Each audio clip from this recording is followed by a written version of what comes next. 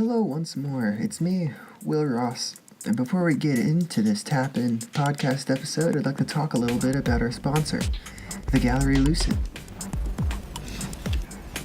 In honor of Black Friday and Cyber Monday, Gallery Lucid is doing a special deal where after the purchase of any service, you will receive 20% off on your next purchase. These services include massage, and more personally, a service I like to do is the hypnagogic light therapy through the Lucia light machine.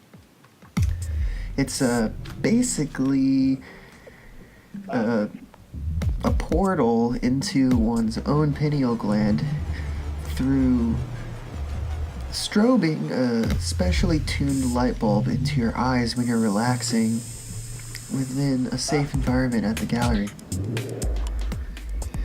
I highly recommend this experience to artists or people who are curious about what it may be like to have a psychedelic experience but understands that it may be risky during a prohibition or that it could be traumatic based on the fact that you wouldn't be able to turn off the trip. But when you have a light machine, you find the safe way around that, and it's our hope that through attempting to find these new spaces that we can somehow heal by experiencing beauty. Eventually we'll have Eric on the podcast and we can talk in depth about the importance of experiencing something like this and how it can heal one personally, and I'm speaking through personal experience at this point. In this episode, we've got a really special guest. It's my friend and companion, Sarah Farah. We met about a year ago at a gallery space that is no longer open after she had recently moved to Austin, Texas. Currently, Sarah is a well-known painter who has attended classes at the Vienna School of Visionary Art, which in my opinion is very prestigious. And in this episode we talk about a tough subject for a lot of people around this time of year, which could be death. And I know personally that our family was very tight, but after the passing of a loved one, it seemed to really call for a sort of healing, or at least a conversation about the realities and effects of people leaving our life. And through this episode, I hope to convey not only the fact that death is okay in the respect that we oftentimes can hold on to life as though we were to have it forever, and in doing that we often find that we want and desire our loved ones who are no longer here, and how distracting that can be from any day-to-day task, albeit long-term or short-term goals. I hope that when I'm heard and Sarah's heard in this episode, that we can find a way to understand that this conversation is for our healing as two people who have experienced death in a very close way, and how the reality of our passing from this could allude to the secrets / mysteries of reality. It is one of the biggest mysteries that I have ever decided to think about, and I'm sure many people who have thought themselves to be philosophical have wondered the same thing.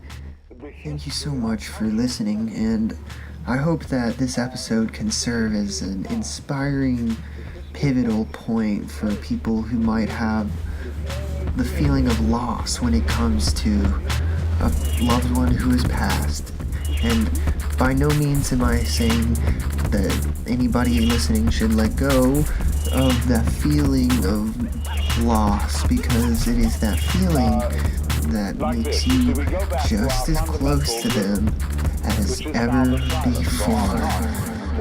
Alright, let's tap in. Hello, Sarah. Hello. Hello, Sarah Farah. You're my guest on the Tap In podcast today. Hi, thank you for having me. Yeah, you know what? We've known each other for like 1 year, how long? Longer than that. Maybe 2 years. Just in this lifetime, though. Yeah, we definitely had a soul brother-sister connection. Right. You're a very mystic being, I hope you don't mind me saying. That's okay, you can tell people I don't know things about me. Fair enough. Alright. Just so you know, just relax. She's totally mystical. It's cool. But I'm not Mr. Cool. I'm Mrs. Cool. Oh my god, I don't even know what to say. Alright, Sarah. Today on the podcast, I didn't even really think of something specific to talk about, but I know that you recently hosted a workshop at Co-Creation Music Festival about, like, the art of dying. Would you be comfortable talking about that? Sure. Just off the top of my head, I know that death is something that affects everybody on the planet, and it's not, I want to say it's nothing personal, but it's like the opposite. What a well-balanced situation, honestly. To engage in that kind of thought pattern, a lot of people... I actually watched like a documentary on death and how it's impossible to think about, right? But I'll post a picture in the YouTube video of a painting I made that's like... It's like I've got a bunch of really trippy stuff surrounding a skeleton. And I don't think that that's, you know, an inappropriate representation of what death can be, right? I mean, you certainly have seen, like, a very interesting side of that relationship to life, have you not? Mm-hmm. Yeah, there's a lot of layers there, and I think that's the key, is not getting caught up in one particular perspective. No matter how much we think we know or don't know, there's still so much that we don't know about. And we can't know about it except through time, maybe, hopefully. You know, if we're willing to dive a little deeper and excavate our findings and the patterns of our lives. So, death is a... I'm going to be saying the D word a lot today, guys. Just so you know. Death. D word. The death word. Not the dick word, the death word. Yeah, not dick or douche or, I don't know what else would be D that's, like, inappropriate. There's probably some foreign languages that have... Oh, for sure. Yeah. Anyway. People encounter the weirdest versions or intervals of death. Like, I actually was thinking about this just now, how, like, I think I kill a mosquito every day. Like, God, you're a fucking murderer. You're a bloody murderer. Dude, I mean, how... I'm covered in my own blood, at least. I guess that's okay. As long as you're not killing someone else. I mean, I actually think about that, like, if you squish a mosquito, you're like, man, whose blood was that? You know, like, that's the whole Zika virus thing, right? It's like they take someone's blood and put it in you, and there's nothing, and, you know, and they're just like, man, I'm sorry, I'm just hungry. I'm just hungry. Oh my god, these are acts of terrorism. Oh man, someone told me once that if the mosquito was taken out of the ecosystem, like, nothing would happen. Dude, we wouldn't have chocolate. That's so fucked up. Like, What? We need those little shits with wings sucking the blood out of you. Like, they fucking pollinate the coca plant. No way. Yeah. Wait, I said coca plant. I guess I meant cacao plant. I don't fucking know what They're it's called. related. They're in the same, like, species, I believe, of plant. Really? Well, wait. Coca and cacao? Yeah, that's what I Wow. recall. My friend Soleil was telling me that. I just interviewed him the other day, but I guess what I'm saying is that we can all relate to that heavy subject from any perspective, because if you've either encountered somebody or a being, not necessarily a person, that has left you, you know, like a pet or something like that, you've come face to face with what it's like to depart away from this life and, in a sense, dissolve into the next step. For me, my first experience like that came at a very young age when my mom, I don't know why, she just kind of plateaued in the names for a minute. Like, she got a cat and named it Willy Willy. Right. And then, like, it was like the first few weeks of first grade, that cat died. And I remember, like, my mom was like, your cat died. And the cat's name was Willy Willy, which is, my name's Will, so that was, like, the first time I really thought about death. And I feel like I asked my mom, does everybody die? You know, and she was like, yeah, but it's not personal, get over it. I'm kidding, that was the joke from earlier. Well, that's interesting and serendipitous that we're starting this dialogue by you sharing that story, because actually I think my first encounter with death was when I wasn't in kindergarten. I think I was in first grade. It was either kindergarten or first grade. I can't recall exactly. It was also my first time owning a cat, or having a cat in the house with our family, and it was a gray cat that I found in a playground. And it was a stray. It was very young. It was probably no more than 6 weeks old. It was very small. It had the cutest little voice. Anyway, I was playing in the playgrounds of the apartment complex my mom and I were living in at the time, and I saw a car go by over this kitten that I had just seen like 2 seconds before the car went over it, and I was mortified that the car had hit the cat, or so I thought. Oh, goodness. So of course, as soon as the car continued on, I was already out of the playground and to try and like see what happened to the kitten. It was fine. The car had totally gone over the cat, and the kitten was fine. It was just a little confused, like, whoa, what was that big thing that just went by me? Oh, that's weird. I'm gonna keep going now. Cats are creatures that have a surprising amount of their intellect intact when they're children. When they're very young, yeah. You know, there is a sense of personality there. Definitely. We have a lot of feral cats out here, so recently I found a cat that was just like, I don't know what to do. It was like meowing that. Oh, yeah, totally. So, the story is I picked up the kitten, and, obviously this was the first time that I had gotten so close to an animal that I could actually, like, be like, hey, Mom, can we have it? Because it was now in my hands. And I really wanted it. I wanted to take it home. Well, as soon as I picked it up and I held it to my chest, somehow I knew this kitten was going to die. Oh. And... Like, in what way? I didn't know. I just knew it was going to die on a Friday. And I was like, I was so young. I had no idea how I knew this information. It literally just came to me. And because it was the first time I had this kind of experience, I didn't think much of it. I was just like, okay, well, if it happens, then I guess I'll know that this is true. Otherwise, I don't know what the fuck to do with this information. Well, turns out it was a Monday that I picked the kitten up.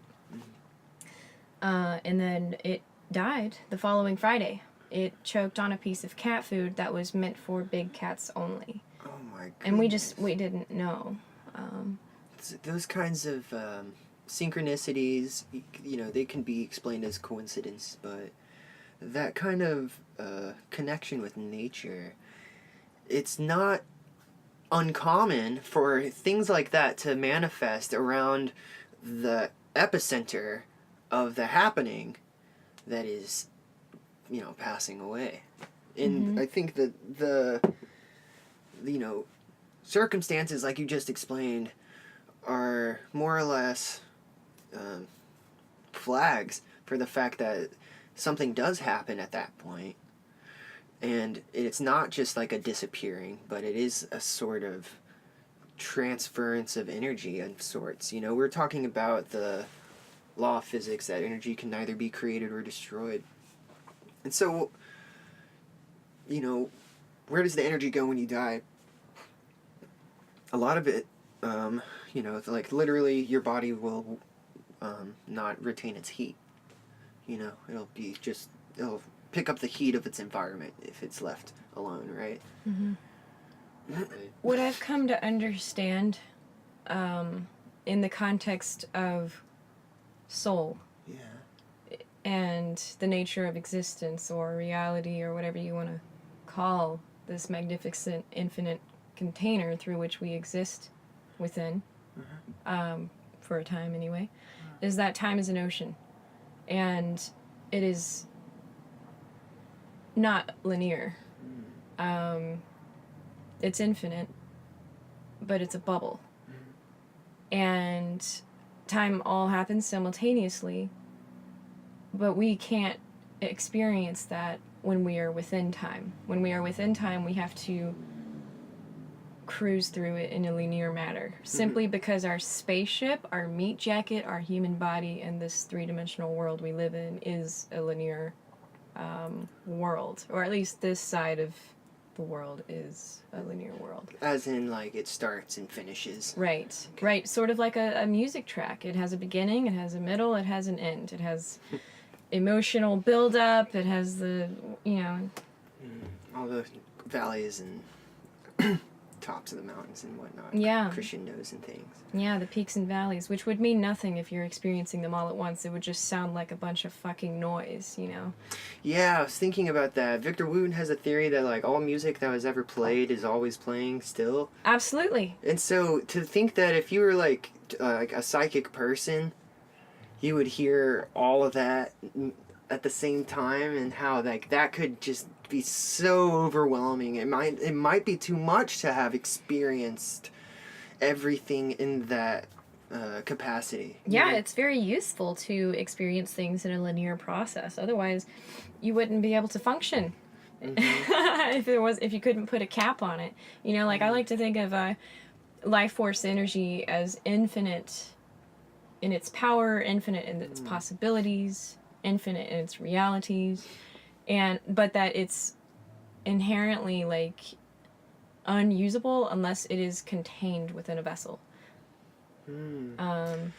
Interesting, because I think that when people die, like when we were talking a few minutes ago, I lost my train of thought, but it has a lot to do with what you were talking about just now, and how when you die, the energy in your bodies, it leaves. The conversion in terms of energy is just, like, absorbed into the atmosphere around the planet. But you as, like, a consciousness that affected people's souls and, the people that you benefited, that identity lives on in the hearts of the people who really loved you. Totally. But is that, and this is a good setup for the next part of how we struggle with death, is that love connection sometimes an attachment, and does that attachment cause us immense amounts of suffering when it does happen? Yeah, well, I think that's the base level reason that... Yes. I think that's the base level reason that the Buddha said that to experience life is to suffer. Yeah. Fascinating. Because we need each other, and that inevitably creates bonds. And with bonds come bondage, attachment, and it really takes a special discipline of the mind, discipline of the emotion, and of our heart to allow what is happening to simply happen without our own stories becoming completely entangled within that context. Yeah, totally. I see that, and I relate to that because being a live painter / live musician as as a career, it can sometimes feel as though your mission is so important that you've got to value it over certain things, right? And so you become attached to it in that way. And you become totally tied up in this idea of you succeeding and expressing yourself, right? But I find a lot of times that after meditating, I'll come to a point where I realize that constant seeking is the thing that's giving me unsatisfaction. Yeah. It's just, and I mean, that's like what we were saying, how if you're constantly seeking the relationship of somebody that's passed, you'll never be satisfied. Right. Unless you identify with the fact that they're a part of your heart. Right, but that takes courage to get to that level of, like, accepting the reality of what's happened and working with it rather than resisting it. Because ultimately we can't resist it for long without causing ourselves great pain and further misfortunes because of missed opportunities or whatever, because we were too busy in our pain trap rather than participating in the world of here now. Yeah, I struggle with that specifically on the social anxiety side. You know, I've become very comfortable with my imagination, and It's a great place to be. I love your imagination. That's why we're friends. Welcome to Will's Imagination. Welcome to Sarah's imagination. Yeah,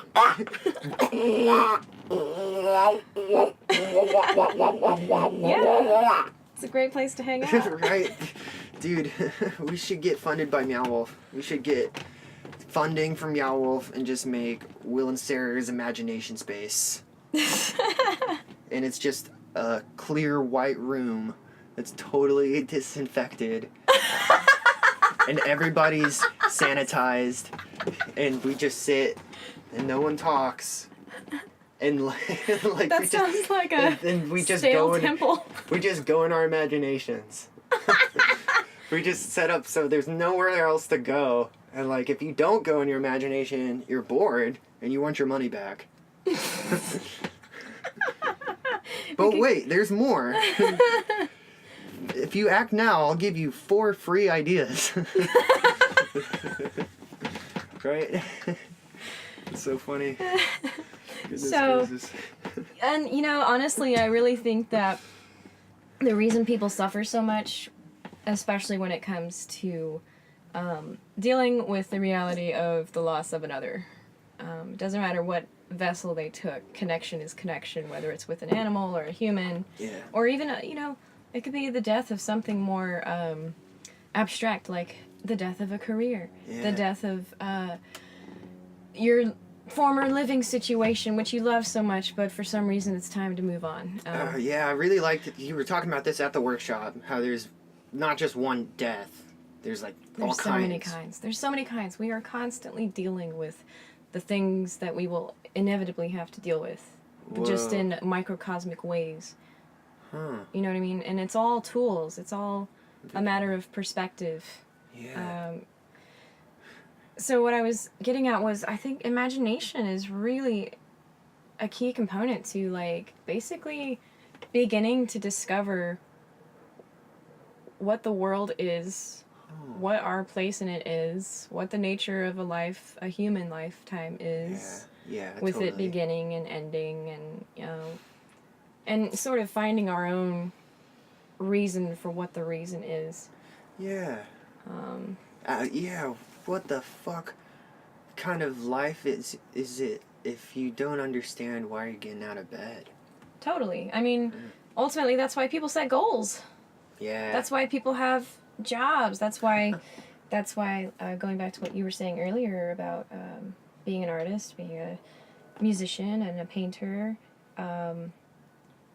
and needing to just do what you need to do so you can do that no matter what's going on that day or how you feel. Like, you have to be your biggest motivator or it's not gonna fucking happen. Yeah, I've noticed that, how, in a perfect world, like, everybody promotes you. And I know people who have, like, great support, but if you don't, I don't want to say you don't need to be bolsterous to the point where you're too confident to notice where you're slipping up. I mean, I think that's what having real friends is for, is so they can be like, yo, your shoes untied. Yo, you're fucking up, bro. Clean your shit up. Yeah, clean your shoes. Yeah, I totally agree. I totally agree. But, moreover, moreover that, like, oh shit, I lost my train of thought again. I don't know why. What were we talking about? We were talking about unicorn poop. Unicorn How poop. magnificent it is to make dessert out of. I believe if we start a unicorn poop trailer park in Austin, God Texas, damn it, that we would make so much more money than anything we could possibly ever do with our lives. Just think of how many burners truly identify as unicorns at times. We could harvest their poop like it's guano, sell it, food color it. So, speaking of unicorns, Maestro Ernst Fuchs, the visionary artist from Austria, his favorite animal I don't know if it was his favorite animal to paint or draw, but it was definitely his favorite animal, was a unicorn. His favorite mythical creature was the unicorn. And I think it's so funny that, this man who died several years ago, like I think about 4 or 5 years ago, at 80-something years old, he had been an artist his whole life. He loved unicorns. They're not beautiful rainbow creatures like what we think of as a unicorn right now. But nonetheless, like, he is the direct giver. He's the direct transmitter of a massive body of knowledge around painting techniques and transformational states of being, or transcendental states of being, to receive painting visions through. He taught Amanda Sage. Yes. And she's a huge influence in some of the communities we're involved in. Oh, yeah. He was one of Alex Gray's heroes, art heroes. And, it's just so funny that we exist in this little microcosm of the culture where, the unicorn has been a thing for, like, 5 years now, maybe more, where it's, like, totally... There's so much buzz around what it is to be a unicorn in our little culture of weird art and music community. Yeah, it fits into that imagination thing we were talking about. How, like, it's almost as though... it's like, Will and Sarah's imagination place, If you went there in that all-white room and said, let's all imagine a unicorn, bam, that imagination concept is real. That idea is real. But only through conceptualized visualization within the imagination, right? Mm-hmm. So how can that tool of our conceptual mind, be used to influence our understanding of the acceptance and how important the acceptance of passing is? I think by understanding the cultural context in which we are existing within and sort of removing ourselves from that story, we can begin to form our own understanding of what that is, of what it means to pass from this dimension and what it means to come into this dimension even. Constantly. There's a lot of really deep programming around, and by programming I just mean like unintentionally installed belief systems. It's just an environmental thing that happens, and because we are brilliant creatures of God, or whatever you want to call the intelligence behind this whole fucking mess, like, we absorb everything as children growing up and emerging into the world. Sometimes I find myself walking like John Wayne because my mom watched John Wayne every weekend. And I'm like, why am I walking like this? Right? Right? Dude, I totally remember, like, trying on different personality traits or different types of clothes or ways of talking or specific, like, vocabulary words after watching different movies or reading certain books that really put some kind of inspiration fire under my ass. Yeah, it's like a rock tumbler. You know what I mean? Like, it polishes you. It's like the, okay.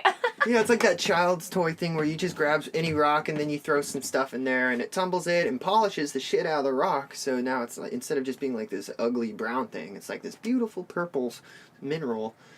And that idea is not unlike what you're talking about, how nowadays there's so much stuff going on that it's hard to understand what it means to be yourself. Right? It is. We have to keep our stories in check. And we also have to, like, really observe the nature of self, and that means like actually getting to know ourselves and actually getting to know our family and our community, our locale, our geographic locale, and our national locale, and then eventually graduating on to the global front, where you get all kinds of further historical understanding and present awareness and future possibility awareness too. Because we don't know what we don't know until we come across what we didn't know before.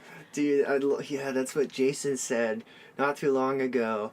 It's like, there's no way to know what you don't know until you're like, oh, I didn't know that. Yeah. So it somehow is still relevant to the moment, though, because within the few minutes that we've been talking, I can't even tell anymore. I'm gonna have to get back on and check. Well, I'll have to log in and stuff, but, millions that have died. Millions have been born. In fact, I wouldn't be surprised if more people were born just then than died, which seems to be an issue with population growth and whatnot. But I mean, if we keep extincting like this, it won't be too long before that's a misnomer. Right? Wow. Well, that's what I was talking about with Soleil, actually, and we don't need to get too far into it, but how your diet can actually preserve the human species. It could preserve the whole planet. Yeah. Dietary changes. Yes, and that's a much better way to look at it. Yeah. I mean, what's the point in just trying to preserve our species? We are a wonderfully symbiotic creature, and we are totally dependent on other creatures in order to do what we need to do to not just survive, but thrive too. And we're learning how to interact with other life forms and respect other life forms. We're very young in that process. And I believe other life forms, other plants, other animals, insects, they're going to have to learn to work with us too. Because that's the next stage in consciousness, really. Sorry, I interrupted. No, it's okay. It's totally fine. What is it? That's the next stage in consciousness as a whole on this planet, is interspecies communication. But that's a different topic.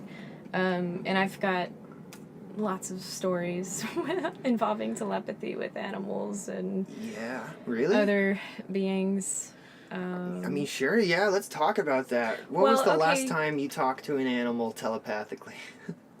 Or is there a specific time you'd like to talk about? Sure. On the topic of death, my last cat that I, quote, owned, it's more like they own you. Right. His name was Pinion. He was a black cat. I'd had him since I was 6th grade, I think. I was about, it was like 7th grade is when we got him. He died in 2011. And 3 days before he died, he was 12 years old when he died. 3 days before he died, I was outside in the backyard with him. It was a beautiful, almost full moon. It was about 3 days away from the full moon. And he looked at me, and something happened where, you know how, like, when a good friend looks at you and you just know something's wrong? Yeah. It's the same thing, but the good friend was my cat and not a human. I knew something was wrong, and somehow that deep rapport of knowingness dropped me into a telepathic space with him. It opened the channel, and I realized through images, there were no words in this communication, it was just images coming from him to me, that he was ready to go. And there was no physical symptom, there was no reason that I would have to believe that he was ready to go at that point. It was just like, I looked and I knew. And he knew that I knew. And I asked him, is there anything... I basically asked him through words like, can I help? Like, do you want to stay? We can take you to a vet and get you checked out and, like, do all the things to make sure you can hang out with me as long as you possibly want to. But he looked away, and that's how I knew that he was pleased with his life and he was ready to move on. Oh, And again, I was like, I'm always kind of skeptical, but this sort of thing has happened like so many fucking times that I don't doubt it anymore, but I still am skeptical in a way that like I'll be like, okay, that's what I just experienced. I am essentially detached from any outcomes or from looking into it. But when it happens, if it does come to pass, then, you know, I already had the information to be prepared. Because at a certain point, you know, we cannot be control freaks about everything. We have to allow and accept. Yeah, I think that, I mean, we started with the subject of, you know, our animals' lives and their passings, and how, like, you know, animals, you know, they don't live as long as humans. They can, they, for lack of a better word, their bodies age quicker, and they can begin to really go downhill pretty quickly eventually. And as their, you know, as their companion, it's up to us to decide when enough's enough. And I know when my last pup that we had for years, like over a decade for sure, when it was time for her to go, it was really hard to decide when it was time. But there on the last day, man, I was there just spending time with her. She would become like incontinent and she couldn't stand anymore, and like she was not having fun. But I wanted to take a picture with her, you know, because I was like, I didn't have a picture of us. And I swear, when I said I wanted to take a picture, that dog used it almost made me cry, because it used all its strength. Bonnie used all her strength to like stand up and make a happy face at the camera with me. Yeah. Yeah. Beautiful. I know, I took that, I was like, that's what I'm talking about, Bonnie. That's why you came in my life. Yeah. And I'm not going to forget this moment, because, you know, growing up, we had to persevere through a lot of really hard shit as a family. But we could always yoke around the dog, you know, and to this day I realized how, like, we would give a physical affection to this animal, and she would kind of act as a vessel for it. And she would literally be transferring these acts of physical affection and companionship in between the nodes of the people who were exhibiting it on her. And I take that philosophy today with this hugging culture, which, you know, a lot of people aren't familiar with, a lot of people are uncomfortable with, but in my mind, I'm taking hugs and I'm giving them to someone else too. And there's been a lot of times where I've hugged two people who are mad at themselves, right? Or let's put it in a simpler way. Have you ever had a jacket that was just so cool, everybody compliments it? Like, everybody. Like, even the two people who can't stand each other love your jacket. So, you know, and then you're like, hey, that guy you hate loves this jacket. What do you know? You'll have style. And those little, like, modifications of how we perceive life can maybe be an answer to how we perceive death, too. And how it's not so much like a going away, but really a coming into for everybody who's still alive. You know, death might be more important to living people than dead people. Totally. I mean, without death, we would not have a context through which to have meaning. Life is meaningless without death. If everything just went on and on forever and ever, what would be the point? I don't know. Will and Sarah's imagination room is the point. Even that would wear out. I guarantee it. I guarantee it. Okay. Your money not back. I guarantee it. Yeah, death gives... Not back. You know, if... In the same way that music has a beginning, has an end, and if you were to hear the whole song simultaneously, it wouldn't sound at all like the song itself. It wouldn't evoke the same emotional or spiritual response from you at all. It would just be fucking chaos. Right, like, have you heard the YouTube video of every Skrillex song played over itself? Is that a thing? Yeah. Oh my god. I might sample it. We could look it up if you want. We should check it out later. Okay, word. I mean, it's about as bad as you can imagine. Right? I mean, it's as bad as you think. Like, it's not pleasant in any way. I imagine it's like those YouTube videos of movies, like full-length movies, sped up to 2 minutes long. Oh, dude. And it's like... Dude, how weird would it be to, like, be able to purchase, like, a theater seat to a person's life, start to finish, in, like, you know, like, 8 times the speed, where you just see him pop out, age, and then, like, die. That'd be crazy, right? You can do that, actually. Your mind is a magnificent tool. Like, what would that sound like? Man, I don't even know. But it would be a sound to be heard. Yay! Oh, shit! Yeah! Fuck! Yeah! Yeah! Damn it! Really? I might get it! I didn't get it. Oh, man. Oh, man. Well, I mean, I guess that's the beauty of it, though, is that, like, it wouldn't sound one way, would it? No, it's all of it. So, we could try to ascribe reason to everything philosophically, and surely land on a bunch of, cover a lot of metaphysical territory. But there has to be real concrete, like, something tangible we can take away from these things that can be traumatizing at times, right? Like, how frequently do you ever find yourself asking, like, why am I to endure this? I know I've said that to myself many times after being, attacked. You name it, man. I've exploded before. I've been hit by a car. I've been, all the things that have ever happened to everybody ever have happened, and here we are saying, like, what, that you're gonna die and then it's gonna be for something, but what is that for?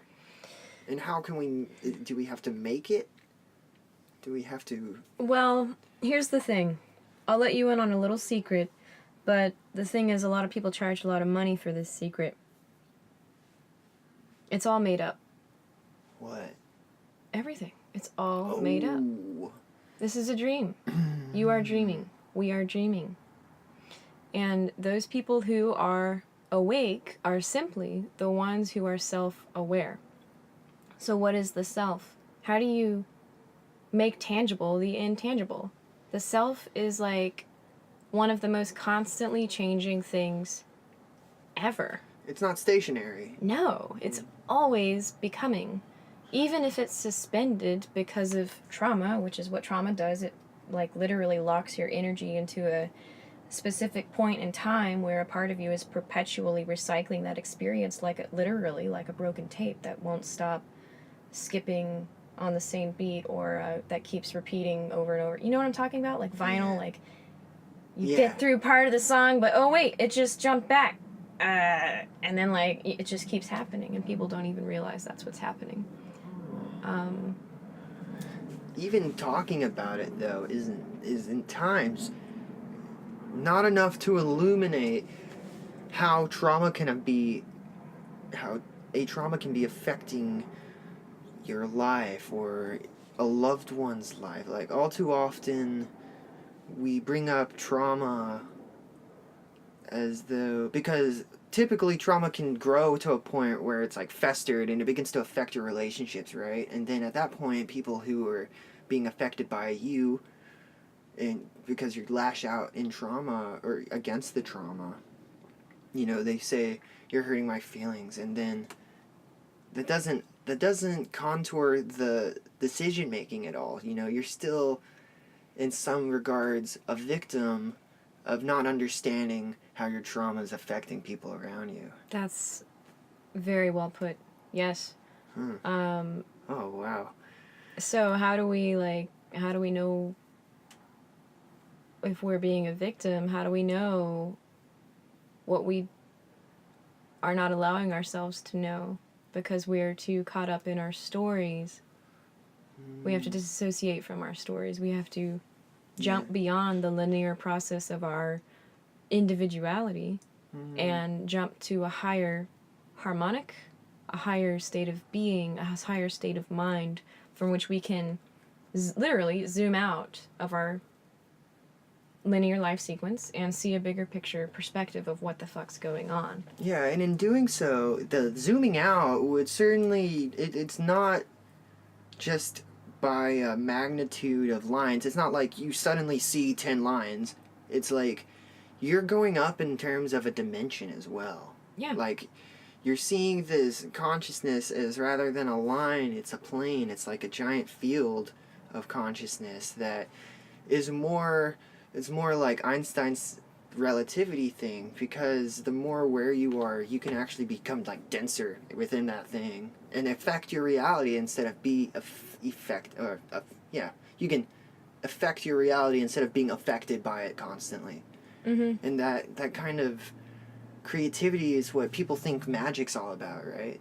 Is because you're warping the situation you've got to better sustain your sense of what can get you through life or something. At least from an artistic perspective, that's why you're like drawing and things, you know, it's because you have this thing you've got to express, right?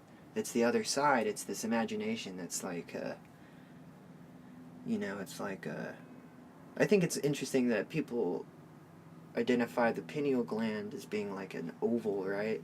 But, man, sometimes if you're feeling your pineal gland enough, you can feel like a unicorn. Like it's just sticking right out of your head, right?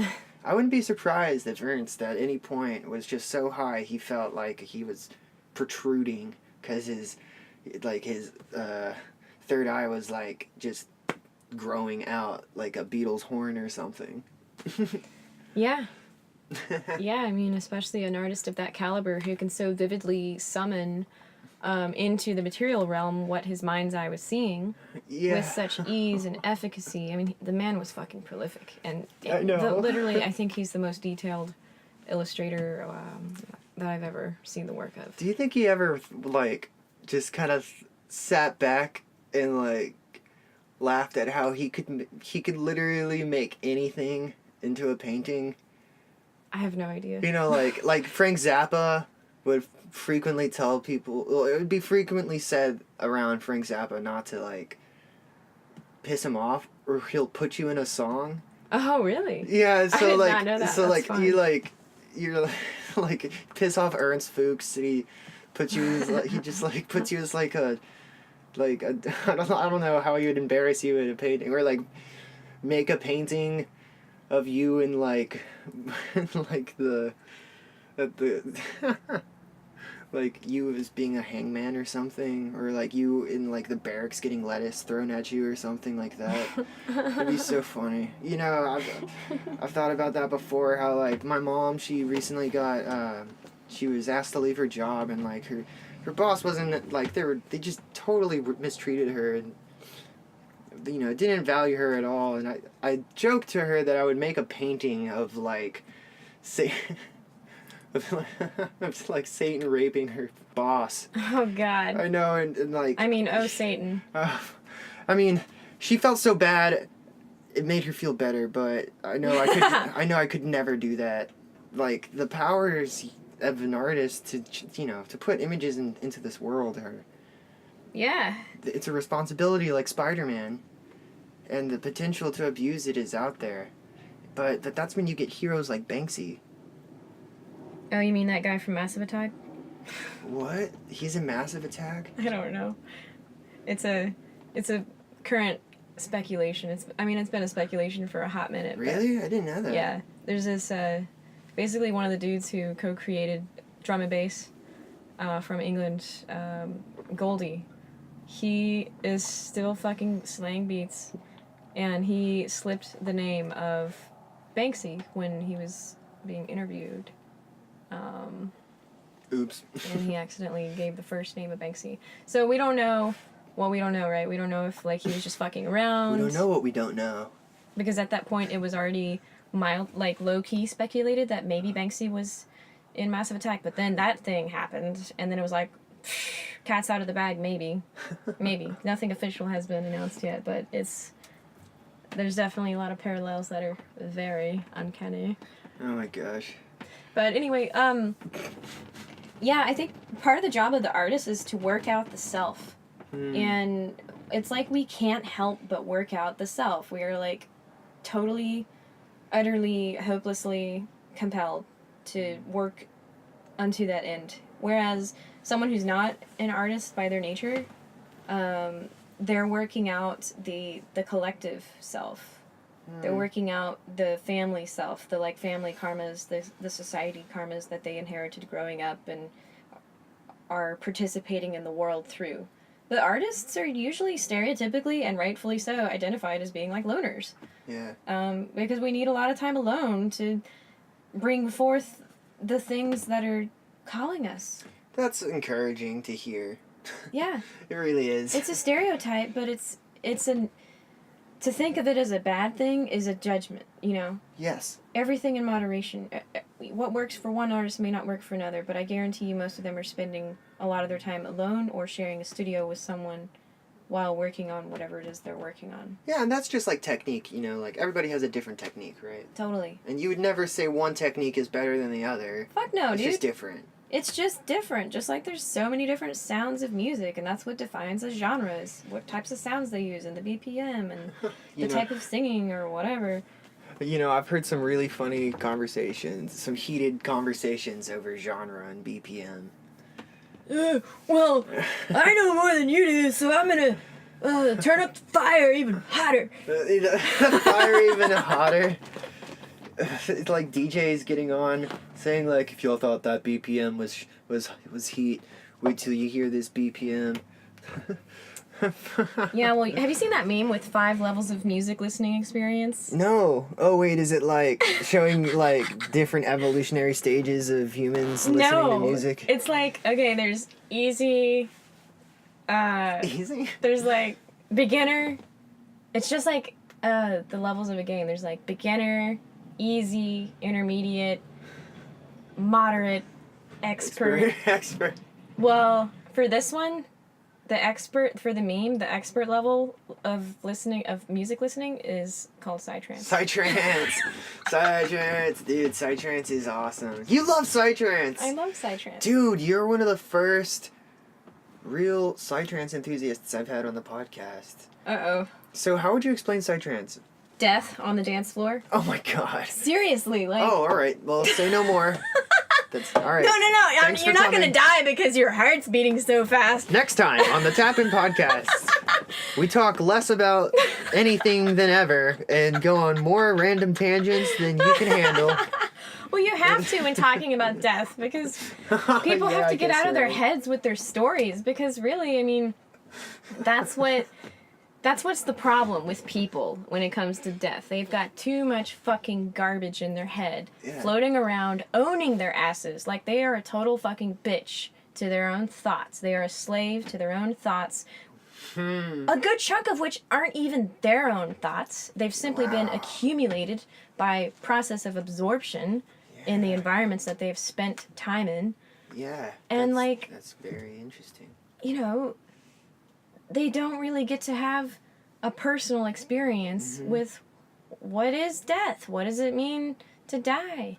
Yeah. What does it mean to communicate with people who have died? What does it mean to have a spiritual experience? Yeah, or, dude. Ooh. You know? It's how many people really come face to face with what that question is? You know. I think most later. people avoid it until it's like happening in their backyard. Yeah, exactly. I mean, that's why. Some the wrong person could hear Ram Dass say, "Death is a blessing," and think that guy's a sociopath. Right, but there's this whole other backstory that you have to get to. There's like layer upon layer upon layer upon layer of things you got to break through in order to get to the seed of wisdom within those not surface level statements. Yes. Those statements come from the depths of effort, of experience, of understanding, and of working through the density of our self. Or effer spirit standing of the situation of death. I've fused some words together. I created this podcast to create new words to explain consciousness. I'm flabbergasted. Oh wait, that's already a word. You're out. Get out. Get out. X. Simon Powell sends the X. All right, you know what? I'm gonna come back and hit you with I'm flabernasty. Flabernasty. I'm flabernasted. DJ Flabernasty in the house. Flabernasty. Damn, dude. I mean, that would be cool. I'm gonna make that song. Let me write that down. So, let me just jump ahead. Okay. The cool thing about working with the experience of what lies beyond the physical realm is that you get to really come into contact with life itself. And life is so much more than anything that humans have tried to identify it as being. It's a collaborative process. Life is, humans are, but working together, they yoke together, to use the word you used earlier, they yoke together. Yeah. You know, the word yoga means to yoke together, to bring together. It yokes together a new experience for the person interacting with the force of life. And that's kind of like the name of the game, like harnessing new energies, summoning new experiences, making quantum leaps, and pushing the envelope into something entirely different. Doesn't have to be better, doesn't have to be worse. It's just difference. Yes, and that, I think, is a really important aspect of the separation that comes from our imminent passing, is that everybody experiences that differently. Not unlike anybody who has experienced the psychedelic experience, albeit drug-induced or not. How it's different each time is just as much a coincidence or a synchronicity as the balance between your body and your imagination. But in death, it seems that your body dissolves, but of course the mind can dissolve too with dementia and stuff like that. And I wonder how, and it must be fun being a mystic with dementia. Oh my god. That'd be a fun painting. That would be... The mystic with dementia. Oh, bless that soul. I'm sure most people who identify as mystic have a secret fan club of people who know they have dementia on some level. I mean, it's an Alan Watts saying. Yeah, that guy's so crazy, but I love him. Yeah, exactly. Like that Alan Watts saying is that the waters that the waters that the mystic fishes in are the streams the insane man swims in. It might be a little different than that, but it was that, and it's just right. That's deep. That's potent. Yeah, dude, Alan Watts, I love that guy. He was honestly, I think he was one of the first podcasters. I mean, in a way, course, he was public just lectures. Yeah, he was just doing lectures, but I didn't really I didn't really realize how we're talking about coincidences and synchronicities again, but after you go through trauma, and I mean experience the trauma and then fortify your understanding of it having been experienced, and then go through that and use the trauma as a tool to express your livelihood.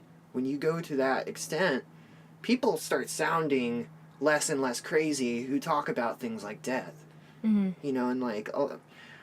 when people put things into words that you've never been able to say before, it's kind of inspiring, right? Yeah, it's like they're God or something.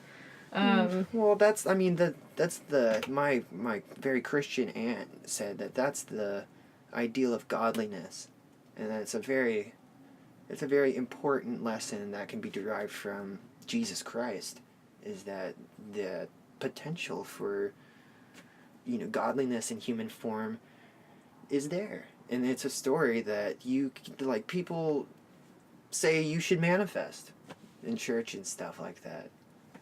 But in my opinion, that's the easiest place to manifest that. Church. Church is so it's like there's no easier place to be a Christian than a church. I'm sorry. It's like having the bumpers at the bowling alley, in my opinion. Mm-hmm. And so the real, that philosophy would mean a lot more to me if someone was saying it to me out in the world. And there are people like that, but I don't, that to be an evangelist and not be pompous is like a whole nother game. That reminds me of this joke I had for the application for Word of the Day. You know what I'm talking about? Mm-hmm. It's it's pretty much this app you can get on your phone that gives you a word of the day. Okay. And I thought of a counter application that you put the word of the day in, and then it tells you how pretentious you would sound by using that word. Because on a scale of 1 to 10. Nobody uses this fucking word, and you totally sound like you use the word of the day application. So don't fucking use this word. Okay, use the big words. That's what this big podcast words. is about. What was that word I used? I'll sample it in right here. Our effer spiristanding. Flabbergasted. Flabbernasty. DJ Flabbernasty. Dude, it's been an hour. Has it? Yeah. I mean, I like having hour-long podcasts, but I really enjoy going longer than that. Unfortunately, Holy shit. Unfortunately, I'm not, stocked with, tons of drinks. Oh, that's okay. I've got more water next to me. Well, I've only just barely scratched the surface of everything that I could say about death and that experience and the magic that comes with that and the underlying gifts and beauty of it. Well, here, can I ask you a question then? Yeah, totally. So, how does magic play a role in... How can magic play a role? And magic clearly has both vague and specific definitions. Sure. So, whichever one you want or works for you, how can magic play a role in acceptance of, not just death, but acceptance also as a vague concept that can be applied to many things? Well, I think that magic can play a role in the acceptance of death by what magical things can happen around the event of the death of a loved one. Like synchronicities, is this what you mean? On a very base level, yes. Okay. But on a more gross level, gross meaning physically tangible, not just things you notice, patterns you notice in your mind's eye that no one else can really notice unless they've also been there with you through those moments of synchronous awareness. Yeah. Reality bending things. For instance, when you experience something that is so unexplainable, but it's related to an event, it shifts you completely. It upgrades your understanding from one level to another. And whether you have more understanding or not is irrelevant. It's just that it opens... What's relevant is that it opens your mind to more possibilities. It opens you to being able to experience more unpredictable beauty, more surprises. Yeah. And it helps soften the blow of the loss of another as well, because it connects you to them in ways that are not associated with their body anymore. Yeah, and it's an important identification for me personally, because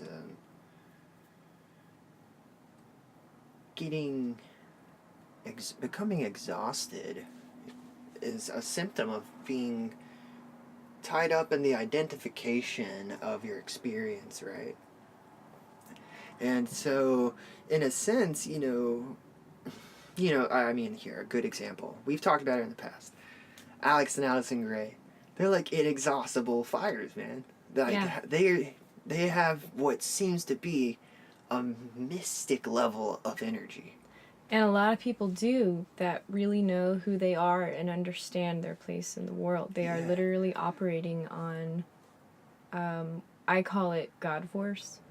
I don't have cultural programming around the word God, so I'm not like afraid to use it, or I don't feel like I'm like The G using word. a loaded word. But just simply put, like they're operating from a higher bandwidth of consciousness, from a very pure space within themselves, because they've done the work to be able to get there.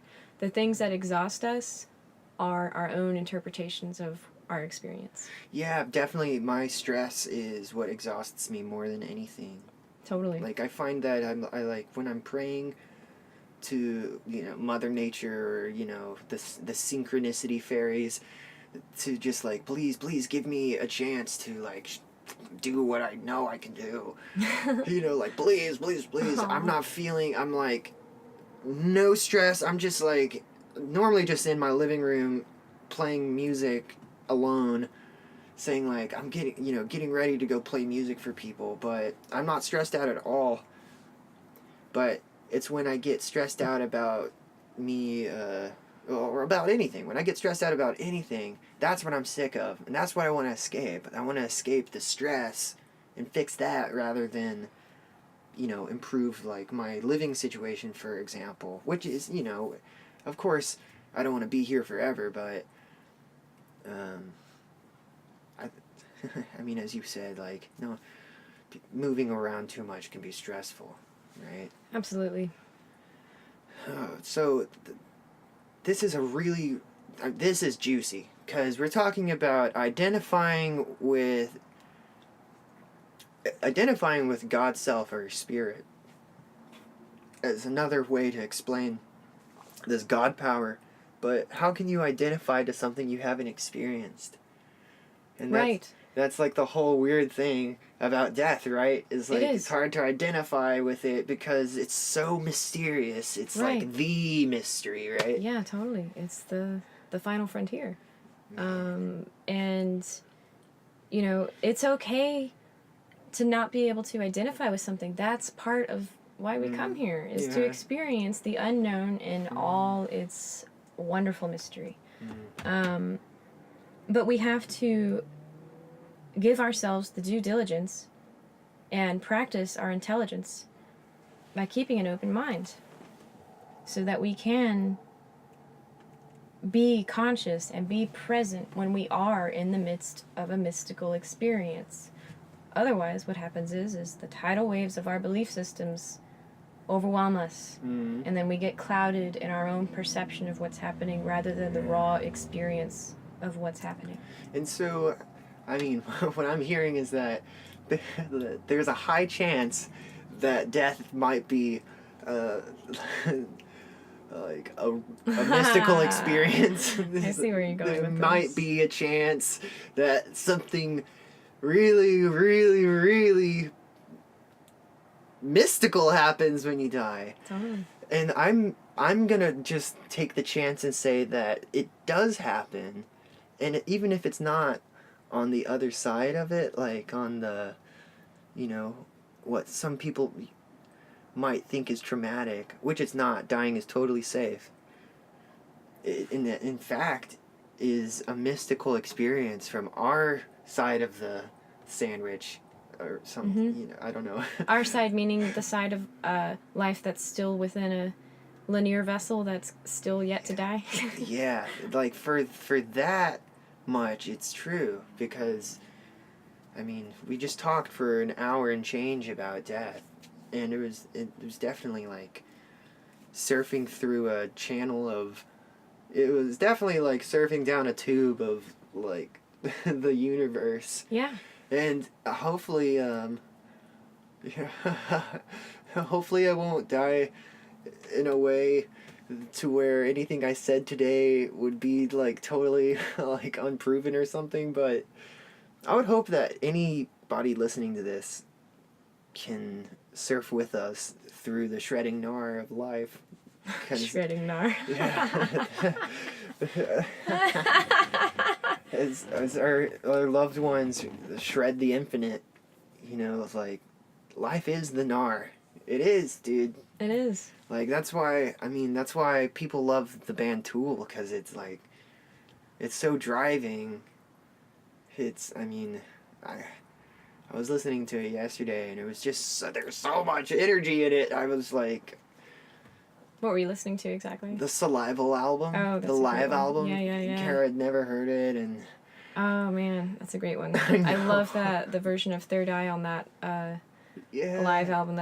I think that's my favorite version of Third Eye ever. And I was so stoked when they did a version like that at Voodoo Festival. You were at Voodoo Festival? Years ago, yeah. Hey, I was there too. Let's high five. Oh, shit. Dude, nice. That was a really cool time, dude. That was a great I experienced set. some really weird stuff, man, that day. Like, I remember I had hitched a ride with some people who were going there, and I was staying with a friend at his house, and I was heading to the festival, and I had lost my money, my phone was dead, and I was like, you know, just otherwise alone in New Orleans, and I didn't know what I was going to do, because I was walking up to the festival, and the people I was there with who drove me to the festival, they were like, oh, dude, you're missing all your stuff, don't worry, we'll take care of you, we'll just pay it back later, but we're not going to go see Tool, we're going to go see Die Antwoord instead. So just don't leave, it'll be okay. And I was like walking to the festival like, oh, what am I gonna do? I have to see Tool, like, that's why I'm here. And I'm wearing my red Net of Being Alex Gray shirt that I bought at Bonnaroo not too long ago. And I'm not kidding, I wish I could make this up. I'm like walking to the fucking venue outside, and then I hear a voice behind me say, holy shit, that shirt's so cool, I've never seen anything like it. And he was like, dude, let me buy your shirt. I literally look up to the sky, and I'm like, are you kidding me? Like, are you fucking kidding me? And he was like, how much do you want for your shirt? And I'm like, dude, this is my Tool shirt. I need $50 for this shirt. This is literally the shirt on my back. And he'd never seen one before, and he gave me $50, dude. And so I departed from that group of people who went to go see Die Antwoord. I went to go buy a bottle of water and a banana to, like, you know, get some sort of nutrition, because I also hadn't eaten anything but crackers that day. And, like, as I'm walking into the festival, I see the guardrail of what is about to be the front row of, like, a Tool concert, which otherwise costs, like, hundreds of dollars to be at. Like, people pay thousands to be in, like, Tool VIP events and shit. It's nuts. But I went, got sustenance, started walking back to the front of the gate, and then someone stops me to interview me for a news article. And they were like, nice outfit, dude. And I was wearing, like, jeans and a Pharaoh hat. That Pharaoh hat. And they're like, so what do you like about Voodoo Fest? And I was like, I like it, but it needs more live painting. And this is like on the news. It's so funny. But then I went to after that I like went away to the Tool show and like just stood there and watched start to finish an entire Tool show front row. And I thought that was like as good as it could get, but I was wrong. Uh-oh, what happened?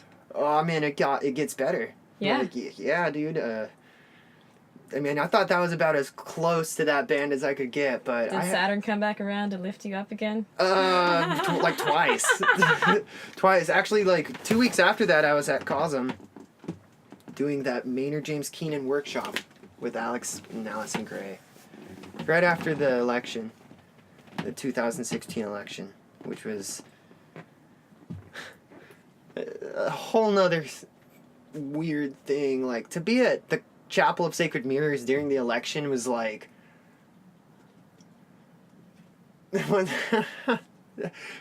Alex Gray was even like, it's not like there's an election going on. Which I love, by the way, because, you know, thank God he's not just like... Thank God he's real. Thank God. Allison, too. I love both of them. You don't want to follow a mindless spokesperson for God? No. What? Come on, I thought the whole world was about radical Wait, donate now. presence. It's so funny. No, I mean, I much prefer to, if I had to follow anybody, it'd be people who tell me to follow myself, right? You know, question authority. It comes back to that Third Eye song by Tool. Think for yourself.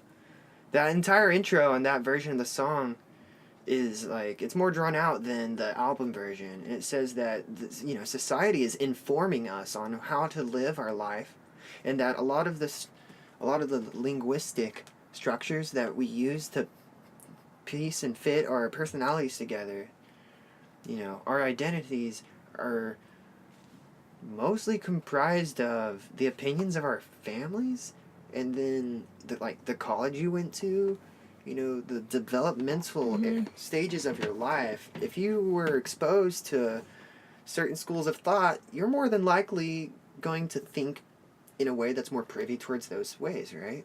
Mm-hmm. And that's where, like, religion springs up. But what's interesting, though, is how everybody agrees death is real. Or there seems to be a consensus on that, right? I mean, you'd have to be incredibly delusional to think you can live forever, or even to want to live forever. So, this is what's interesting, though. Like, if we think about the moments leading up to, like, death, right? Like, I've talked to people who have had near-death experiences. Mm-hmm. Like, their heart stopped. They said it was like a warm bath. Mm. And then when they were brought back, it was, like, cold. And they came back in here, it was cold. Interesting. I think that the concept of death being real is more suitable from our perspective as being people who are alive to witness death. And death on the other side, there's probably not a word for it. Like I said before, death is probably more important to us than them. Thus the Grateful Dead or something, right? Mm-hmm. Yeah, I prefer to call it graduation. I like to look at life on Earth as a school. It helps to optimize importance. I was gonna say performance, but then importance came out. So optimize performance. Yeah, being human helps to optimize importance. Hey, that's what that's what the Buddhists think, right? Life is the number one reason you think you're important. Damn. But it's not personal. There's nothing personal about it. But it's all personal. It's a paradox. Yes. It's a paradox. I've always wanted a pair of dachshunds so that I could be like, yeah, these are my paradox. Oh, shit. Then I could always have my paradoxes outside of me instead of, like, within me, because... Be careful what you wish for, Sarah Farah. I don't know. I don't You're not in trouble. I'm sorry I said your full name. Oh, that's okay. You're allowed to say my full name. It's not my first and last name anyway. Very interesting. It is my first and middle name. So, you know, yes? I wanted to say something, continuing what you said about, like, from what I was saying about death being a graduation from Earth school. I really think, based on the experiences that I've had, so I'll just say this. Before I ever tried any mind-altering substances, from which my intention for doing was specifically to expand my consciousness and not because it was available and kids were doing it. Like, that was never my experience. What was my experience, though, before getting into any of that was out-of-body experiences, lucid dreams,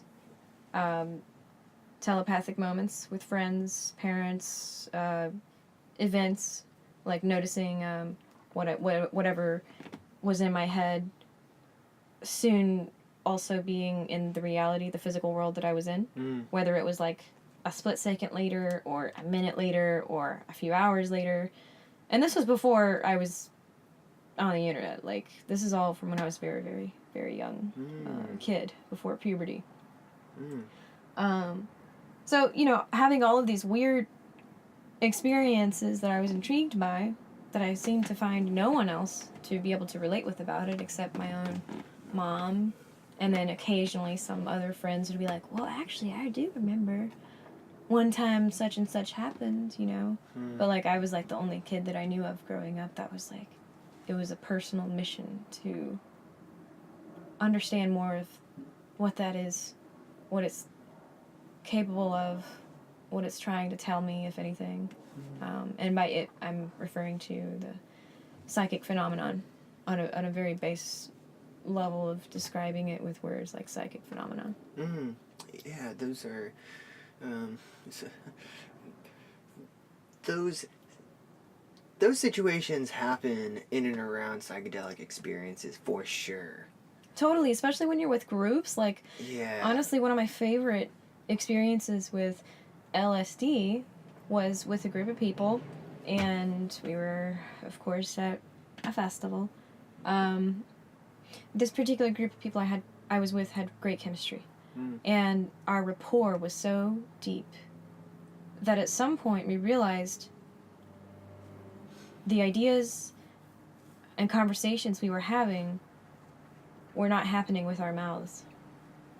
They were happening with our minds. You know, it wasn't like an intentional effort. It was sort of an afterthought once we realized it started happening. And then it just kept happening. And I've heard this happening to so many other people that it's like, it's totally fucking undeniable. It's one of those things where I would say that telepathy, psychic power, it all can be understood as being one with nature, simply. Because what is telepathy, what is psychic ability but it's like translingual communication, right, from one piece of nature to the other. Right, so our brains are antennae. Yeah. Antenna, I'm not sure what. Oh, I mean, there's a band called, I don't know if you've heard of them, they're very popular, called Radiohead. Right. And then there's that producer, Antennae.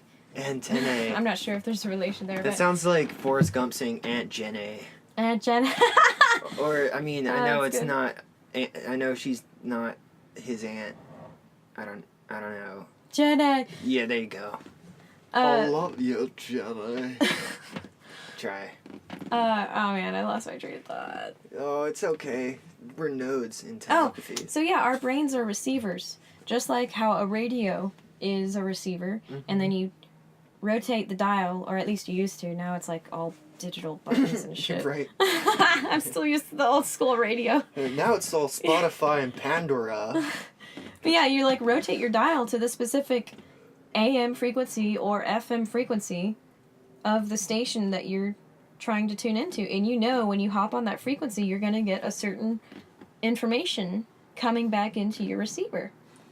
Our brains are the same way. The nature of our soul, I believe, is the same manner. Whatever we focus on, we draw information from. Whether we're aware of it or not is irrelevant. Whatever our mind's eye goes, there's like a vortex that's created where suddenly you can get all this information, like an all-you-can-eat buffet of whatever it is your mind's eye is focused on. Oh, wow. And the more present you are during that experience, the more profound, refined, and pure the information coming through to you, the channel, is. Interesting. The activities that you're talking about, you know, they're not physical activities. These are like mental cognitions. Feelings too, you know. Feelings too. I don't want to get caught up too much in like it being a mental thing, because it is a full body experience, really. Oh, you like sulking and stuff, yeah. Well, like when you feel music, for instance, or when you're powerfully moved by an image or a movie. Did you know goosebumps never lie? Really? Yeah. Never. The whole series of books doesn't lie? I can't speak for each author. Getting too meta here. Yeah. Oh man, I don't even know what to counter to that. I was like, I mean, I guess they're ghost stories, so no, but... What do you mean, though, by goosebumps never lie? So, like, when you get goosebumps, it's always indicative of a very profound happening. You know, like, it's either extremely creepy or, like, extremely invigorating. You know what I mean? When you get goosebumps, something's up. Whoa. Yeah. That's a Victor Wooten quote. Goosebumps never lie. Like, Wow. if you have experienced something that gives you goosebumps, that's the truth. What do those goosebumps mean now? That's a little more confusing. Well, and I would argue that that's true within the realm of the cultures that we come from. Mm-hmm. The English cultures, the Northern European cultures, possibly even the Native American cultures, mixing in with the people who came here and took from them so they could have for themselves, or whatever you want to look at that as. Because every culture has its own unique superstitions, and whether we believe it or not, it affects us. But if we don't come from that culture, it doesn't affect us at all. How is that? Because we absorb from the environment we grow in. Yeah, there you go. I mean, it's like the 5 people you hang out with, right? Totally. That's it's a wonderful way to think about it. And certainly the time we spend being there for our family when they're passing, it amounts to something. Like you're talking about how, like, you gain, you have, we have the ability to gain so much from our loved ones who've passed away, not unlike a telepathic or psychic communication of emotions or understandings, right? Like, people have even been able to remember their relatives' memories through their DNA and stuff like that, which is so profound in my opinion. Like, that is certainly nothing short of like a miracle or a phenomena within nature. The circumstance of death seems to have an agenda. That's all I'm trying to say, I guess. Is it meaningless, though? No. It might be only what we choose to take from it, right? Right? I think that's a valid statement. Yeah. It's I only really what do. we take. Interesting. And it only means what we give it. Yeah, I like the mythology around death. I like how one of the early mythologies was like putting money in people's mouths. Oh, right. To cross the river Styx. Right, or It's how the ancient Egyptians would like fully load. Have we changed at all? With like apparently, like, funerals are like scams out here, man. Dude, humans have been stupid for millennia. Nuh-uh. Nuh-uh. Speak for yourself. I am. Fuck. Damn, got me. Okay. Yeah, the more we can neutralize our emotions around a certain quality of life experience, the more we can access what's actually going on. And the key to the game, and when I say the game, I simply mean the game of coming into a workable, usable, healthy understanding of our place in the world, and what we can do as members of the world, is to be present.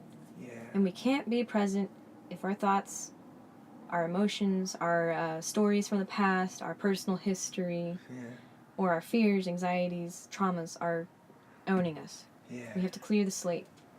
And that is not easy work. That is the hardest work we could ever do, and it's also the most rewarding work we could ever do. Yeah, have you ever heard the saying, the past is history, the future is a mystery, but now is a gift, and that's why it's called the present. I love that. Yeah. I love that. It really is an opportunity. Every moment is an opportunity to let go and let God. Or if you don't like that phrase, then you could look at it as something else. Nature. Like, nature is the inertia of nature. You know, the great tide of organic is, the great tide of organic life on the planet, you know, certainly is a force to be reckoned with. It is. It's a miraculous unfolding of life itself, constantly revealing itself in new and wonderful forms. Yeah. Man, life is so strange. Our form is so weird. It's getting weirder and weirder. You can buy AI on Craigslist. What does that fucking mean? Like that word collection would be complete gibberish 20 years ago. You can buy AI on Craigslist. It doesn't mean shit to somebody in 1920. No. Goodness, Sarah, I can feel it wrapping up. The sun's setting too, so that's a good indicator. But man, we've had a long weekend. Thank you so much for being on this podcast and talking so in depth about such personal things. And I really appreciate your focus to the subject of death, and I know that everybody who listens to this will feel the same way. You're a great friend, and I love you, Sarah. I really do. Thank you, William, for having me. I'm so glad that we finally got to do this, and I can't wait to dive deeper into it with you No another time. problem. I'll see you again, alright? Namaste. Peace out and peace in. After I decided to release this episode, a very close person to me had a relative pass away that shared names with me. And when that happened, I knew I should share this episode because it was just too relevant to ignore. Please consider checking out the links in the comments to both Sarah's Instagram page and the Gallery Lucid Facebook page. Those are both where you can officially view them and peruse their wares and decide whether you could support their local art career, which honestly, it doesn't even seem like it needs to be much of a decision. Supporting artists is a sure way to ensure the future, in my opinion. But then again, that's just a hunch. Alright, everybody. Live and let learn. Waste not, want not. Bless up and bless out. Always, always. Tap in, open up, and art on. Goodbye, everybody. Like this. You see, we go back to our fundamental rhythm, which is sound and silence, or on and off. And so you've just got